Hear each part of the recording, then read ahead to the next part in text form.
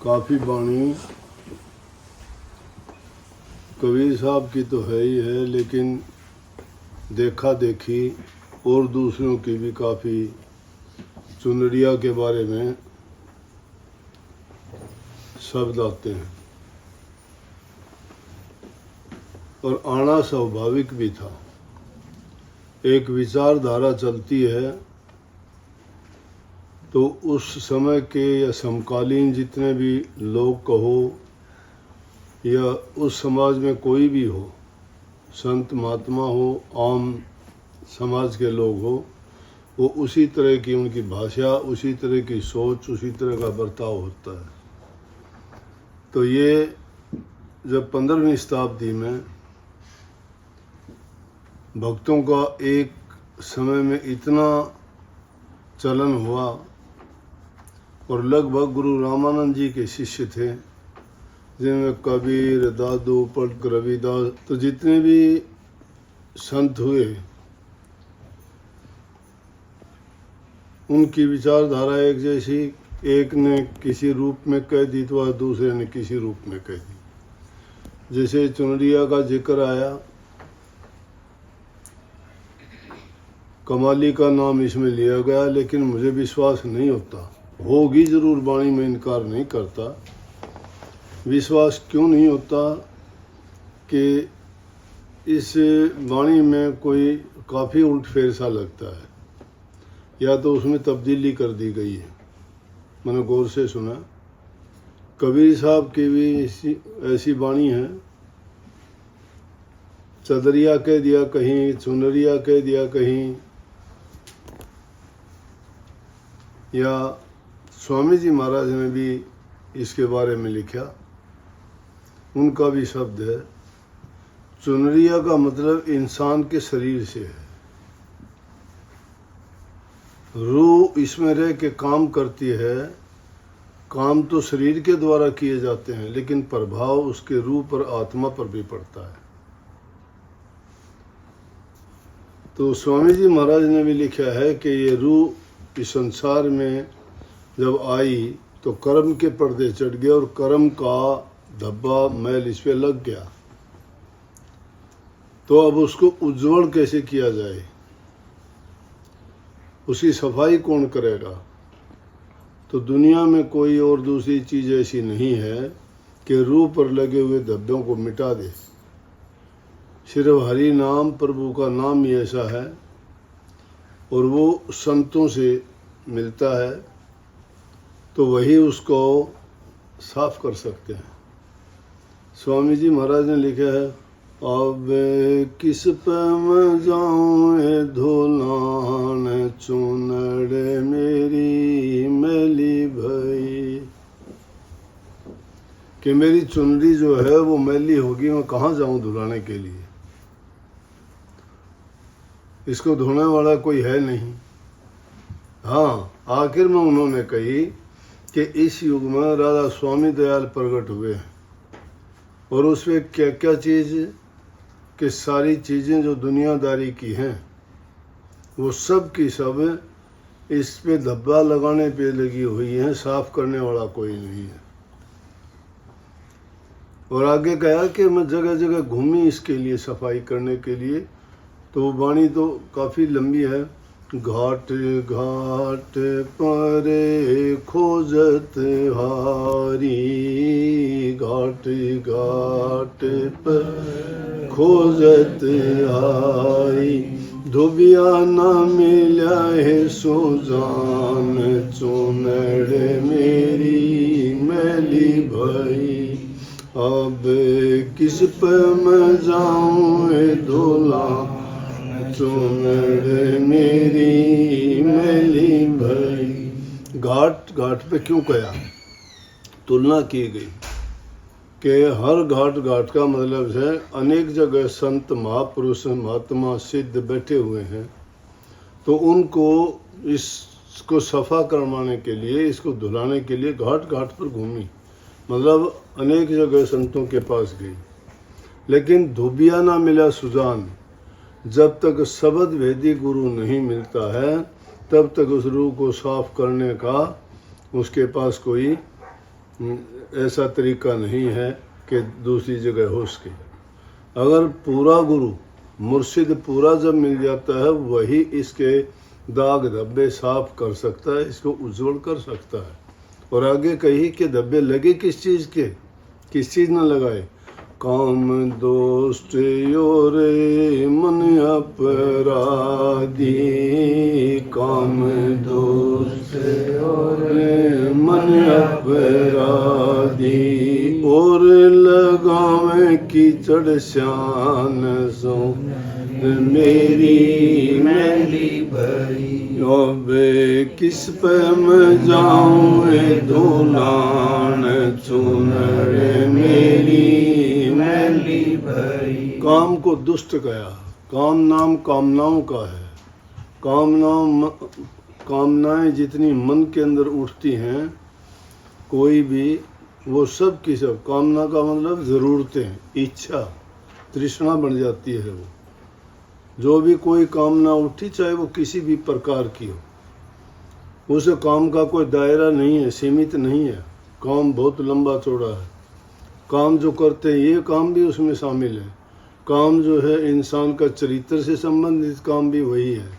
दुनियादारी के और जितने भी काम किए जाते हैं वो भी इसी में शामिल है।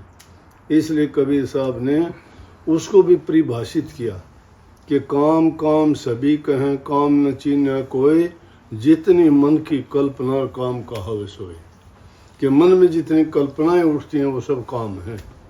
तो कहते हैं काम दुष्ट और मन अपराधी। मन अपराधी क्यों है कि मन जिस सही रास्ते की ओर चले तो मन इनकार कर देता है। पाप कर्मों की ओर बढ़ते हो तो मन उसकी सहायता करता है, तो मन अपराधी है। प्रभु की ओर से तो बेमुख करवाता है, दुनियादारों की तरफ, खोटे कामों की तरफ हमारी मदद करता है। तो मन मेरा मस्करा और कहूँ तो माने रोस, जिस मार्ग साह मिलता है न चाले कोस। कि कितना ये अजीब है कि कितना मेरे साथ मजाक करता है कि जिस रास्ते चल के परमात्मा की प्राप्ति हो उस ओर तो एक कदम भी नहीं बढ़ता, और दुनियादारी की तरफ बिना कहे ही भाग्य चला जाता है। तो इसलिए स्वामी जी महाराज ने कहा कि वो काम दुष्ट है और ये मन अपराधी है। जब जब सही रास्ते की ओर चलने का प्रयास करते हैं तो ये अनेक प्रकार की बाधाएं रास्ते में खड़ा कर देता है, रोक लेता है। फिर आगे कहते हैं कि बहुत आए संग की सहेली मेरी सब जोड़े आई, संग की सहेली मेरी सब जोड़े आई, लगी भेद बतलान चुनर मेरी मैली भाई। अब किस पे मैं जाऊँ दुलान चुनर मेरी मैली भाई। संग की सहेलियाँ कौन हैं? हमारे साथ की रूह, जिनको ज्ञान है, जिनको समझ है, जिनको गुरु मिला है, जिनको इस चीज़ का भेद है कि, और वो आके कहती हैं कि क्यों मूर्ख बनी संसार में घूमते हो, महापुरुषों की जाके संगति लो, उनकी शरण लो, उनसे नाम की दीक्षा लो और उनसे वो ज्ञान प्राप्त करके जो वो कहते हैं उसके अनुसार काम करो, तो तुम्हारे ये चुनड़ी उज्जवल हो जाएगी। हम बोले फिर जाऊं तो जाऊं कहाँ, किसके पास जाऊं?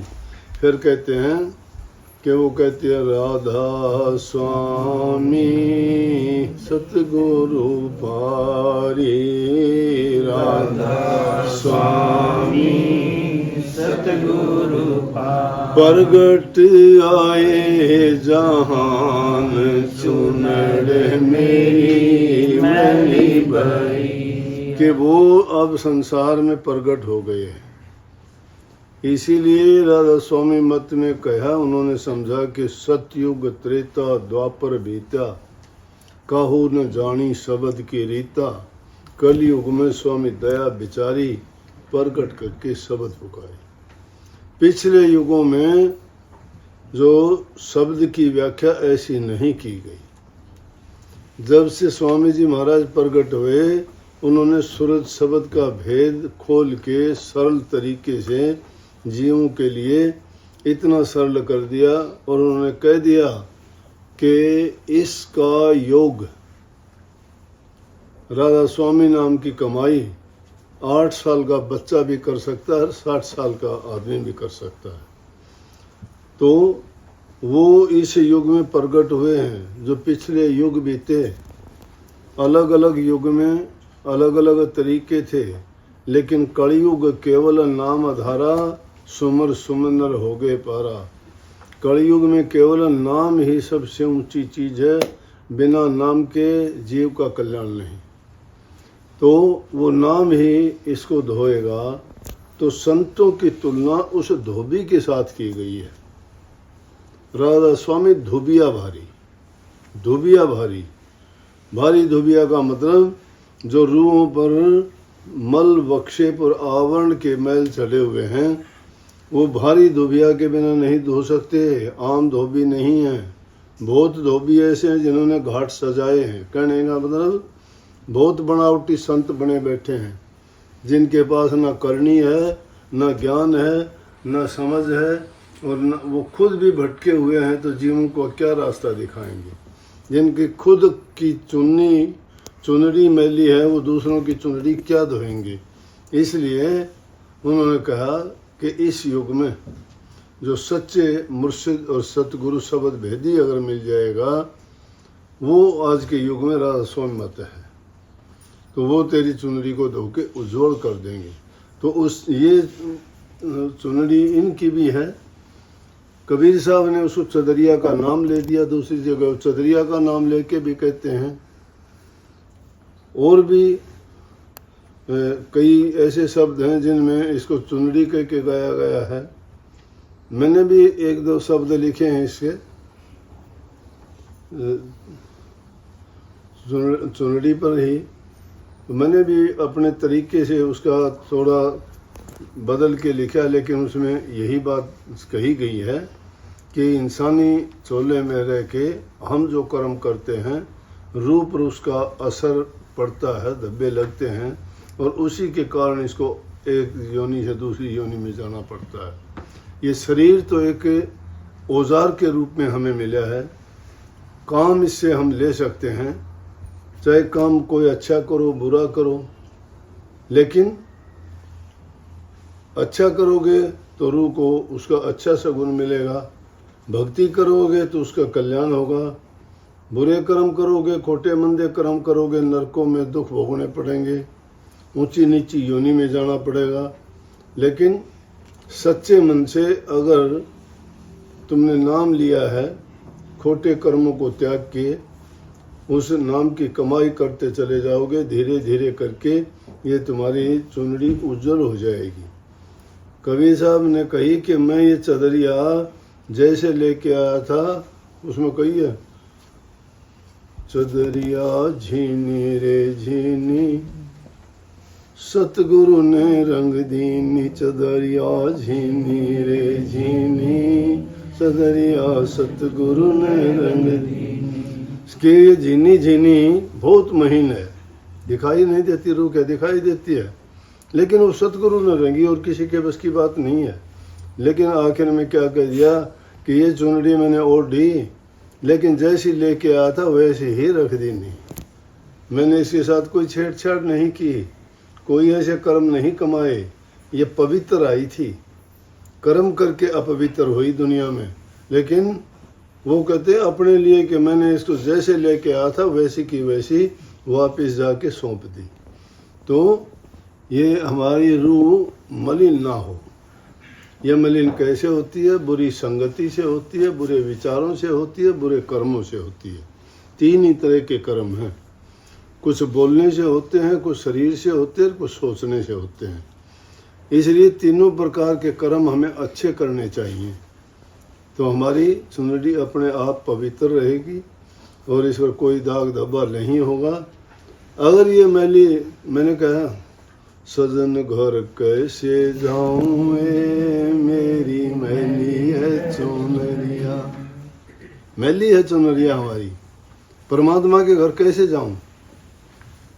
भाई जिसकी शादी हो जाए वो लड़की अपने पति के घर सज संवर के जाती है कि नहीं, या मेले से ले कपड़े पहन के चली जा है? अगर जाएगी तो क्या होगा, उसकी बहुत हानि होगी, बहुत उसको बेइज्जती सहन करनी पड़ेगी। इसलिए हमारी भी और रूह का यही हाल है कि उस सजन के घर, सजन के घर का मतलब क्या है? आप कहोगे कि परमात्मा हमारा पति है कोई? हाँ, राधा स्वामी मात पिता पति मेरे, राधा स्वामी चरणन सुख घनेरे, राधा स्वामी बिना कोई नहीं बाचे, राधा स्वामी है गुरु सतगुरु साचे।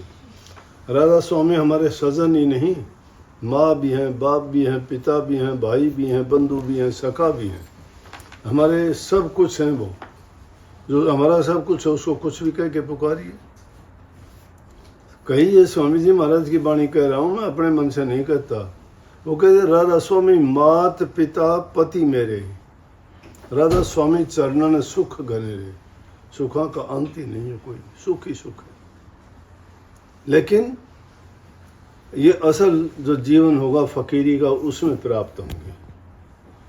फकीरी जीवन जब तक नहीं है, फकीरी जीवन क्या? फकीरी जीवन मस्ती का जीवन है, जिसमें ना कुछ पाने की आदमी को तमन्ना रहती है और ना कुछ खोने की चिंता होती है। जिसके पास है ही नहीं उसको क्या चिंता? बीच मैदान में रह जाए वो, क्या खोएगा उसका? क्या कोई चुरा लेगा उसका? और पाना उसको कुछ है ही नहीं। जो पाने वाली चीज़ है उसने पा ली है। पाना क्या है? प्रभु के नाम को। इसलिए इस सदरिया को उज्जवल करवाने के लिए सतगुरु ने धोबी बन के जो घाट सजाया है उस पे जाके धुलाओ। इसके सारे जो दाग लगे हैं, धब्बे लगे हैं, उनको सफा करके और तुम्हारी चुनरी को प्रभु के चरणों में भेजने लायक बन देंगे। वहाँ जो है फिर किसी प्रकार की शर्मिंदगी नहीं सहनी पड़ेगी और हमें जाते ही स्वीकार कर लेंगे। अपवित्र को तो यहाँ भी जगह नहीं, तो वहाँ कैसे मिलेगी? वहाँ बहुत पाक पवित्र होके जब जाओगे तो प्रभु के चरणों में, मालिक के चरणों में इस रूह को अपना ठिकाना प्राप्त हो जाएगा और ये सदा के लिए अमर हो जाएगी। फिर बार बार आना जाना नहीं होगा। राधा